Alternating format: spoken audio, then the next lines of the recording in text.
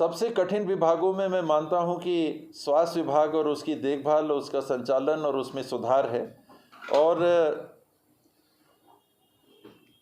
मैं क्रिकेट भी जब खेलता था तो मैच में अगर टाइट सिचुएशन हो तो मेरे को लगता था कि मैं सबसे अच्छा तभी परफॉर्म कर पाता था।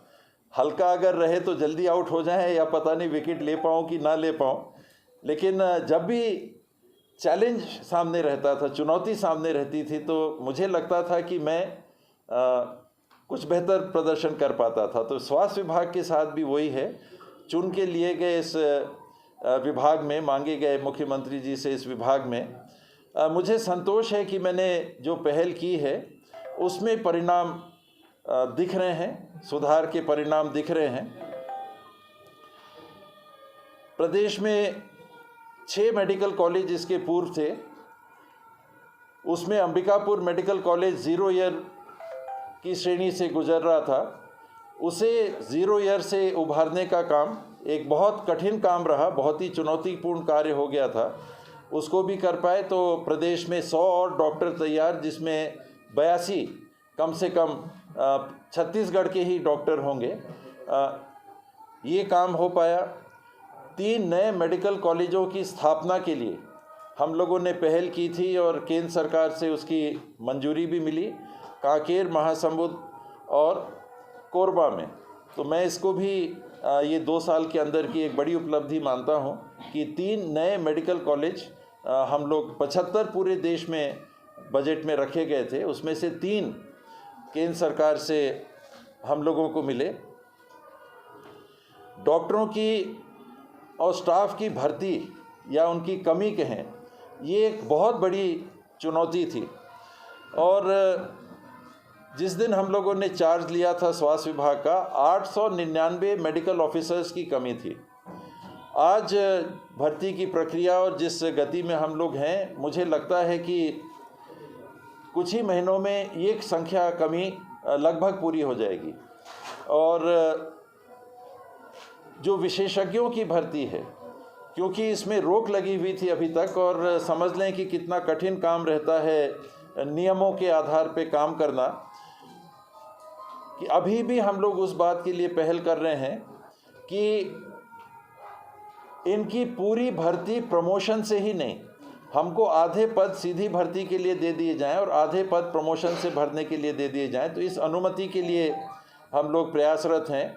तो ये जैसे ही हो जाता है, प्रमोशन वाली श्रेणी के डॉक्टर्स जो MD या MS हैं, वो विशेषज्ञ प्रमोट हो जाएंगे, लेकिन अन्य सीधी भर्ती की भी हम लोगों ने अनुमति मांगी है। ये कमज़ोर स्थिति है, इसमें मात्र 10% विशेषज्ञ हमारे पास प्रदेश में हैं। जो पिछली स्थिति थी उसमें मुश्किल से 50-60 ही विशेषज्ञ हम आगे बढ़ा पाए हैं। थोड़ा सुधार हुआ है, लेकिन वो बोलने लायक भी नहीं है।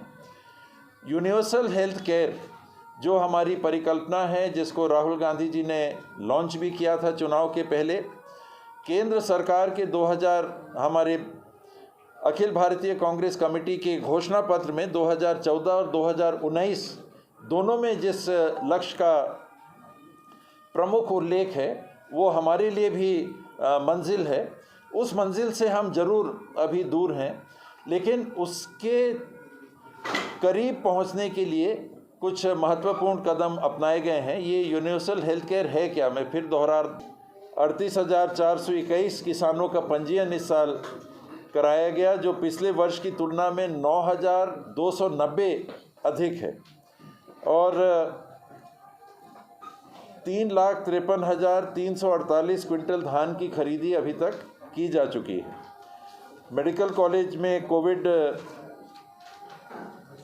अस्पताल में वायरोलॉजी लैब की स्थापना के बाद 500 बिस्तर के विकासखंड मुख्यालयों को मिला के बिस्तर तैयार किए गए थे, जिसमें वर्तमान में अभी तक कुल पॉजिटिव 6,575, जिसमें 5,923 डिस्चार्ज हो चुके,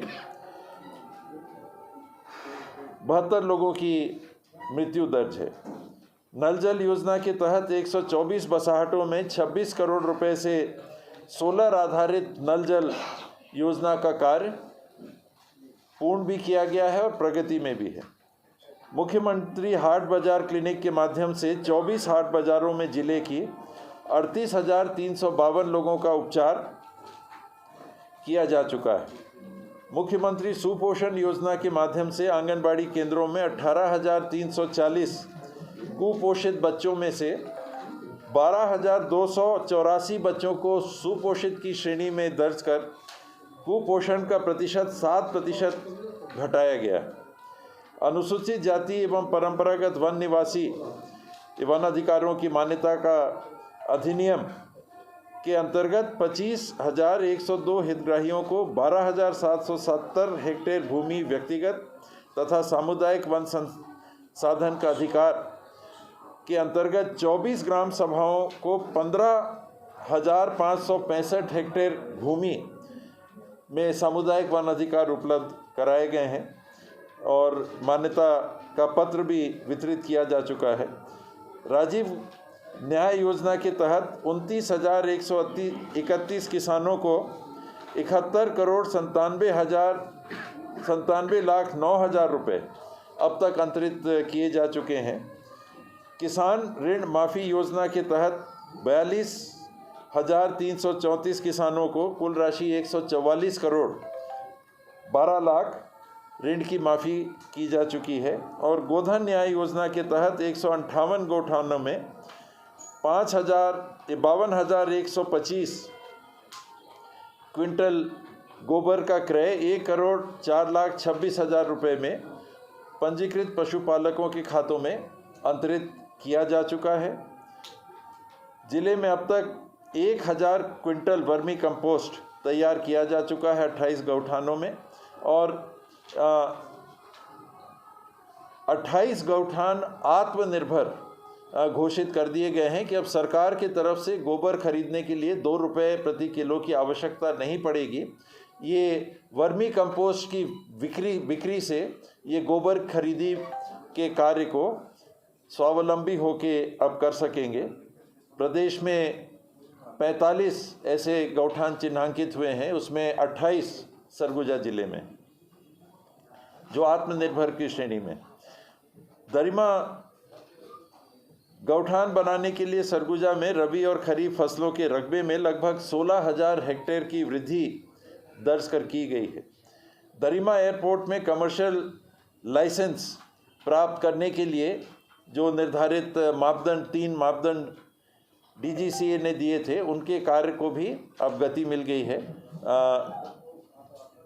ठेके उसके हो चुके हैं और सरगुजा जिले में राम वन गमन पर्यटन परिपथ परियोजना में शामिल किया जा चुका है सरगुजा जिले को भी, जिसमें रामगढ़, देवगढ़, महेशपुर और मैनपाट के मंगराइलगढ़ को भी शामिल किया गया है, जो सरगुजा वासियों के लिए गौरव की बात है।